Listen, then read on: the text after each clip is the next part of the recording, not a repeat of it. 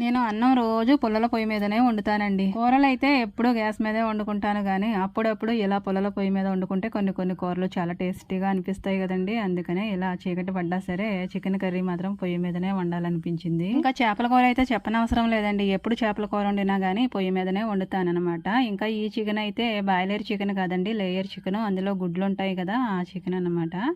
ఇంకా ఉల్లిపాయలు అయితే దోరగా వేయించుకున్నాను.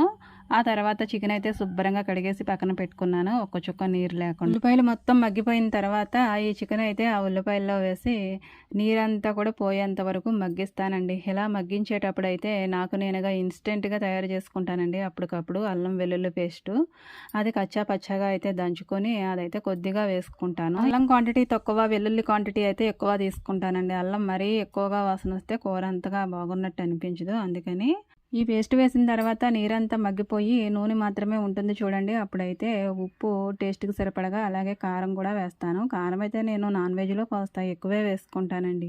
ఇలా కారం వేసిన తర్వాత ఒక్క 5 నిమిషాలు అలా మగ్గనిస్తాను. ఆ తర్వాత ఈ ముక్క మునిగేంత వరకు వాటర్ పోసుకుంటాను. బాయిలర్లో అయితే అంత వాటర్ పట్టదు కానండి, ఈ లేయర్ చికెన్లో అయితే కాస్త నీళ్ళు ఎక్కువ పోసుకోవాలి, లేదంటే ముక్క చాలా గట్టిగా ఉంటుంది. చికెన్ ఉడకదేమో అనుకుని చాలామంది కుక్కర్లో పెట్టి వండుకుంటారు కానండి, నేను మాత్రం ఎప్పుడూ వండలేదు, పొయ్యి మీద వండుతానన్నమాట. ఇక కూర ఉడుకుతూ ఉంది. నేనేమో మసాలా అయితే తయారు చేసుకుంటాను. ఇంట్లో ఉన్న దినుసులతోనే నేను మసాలా అయితే మిక్సీ పట్టుకుంటాను.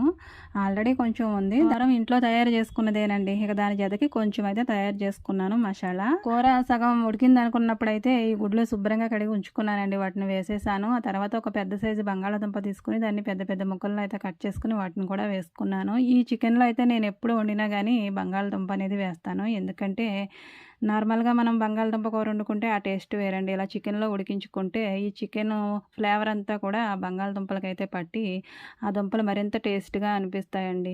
ఇంకా గుడ్లు అంటారా, మధ్యలో వేసాను, ఎందుకంటే ముందే వేస్తే చితుకుపోతాయి కదండి. అందుకని కూర అంతా ఉడికిపోయి దగ్గర పడుతుందనగా అయితే మిగిలిన అల్లం వెల్లుల్లి పేస్ట్ ఇంకా మసాలా అయితే రుచికి సరిపడగా వేసేస్తాను, నాకు ఫ్లేవర్ కావాల్సినంత.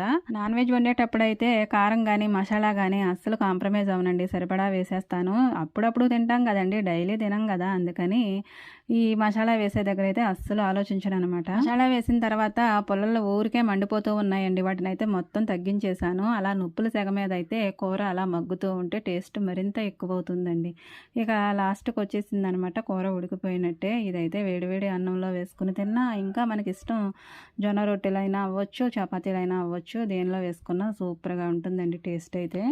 నేను మాత్రం అంటే నేనే కదండి, మా సైడ్ అందరూ అంతే, గోదావరి వాళ్ళం కదండి, అన్నంలోనే తింటామన్నమాట. చపాతీలు వాటిల్లోనైతే తక్కువ, ఎక్కువగా అన్నంలోనే తింటాం. నచ్చితే లైక్ చేయండి. థ్యాంక్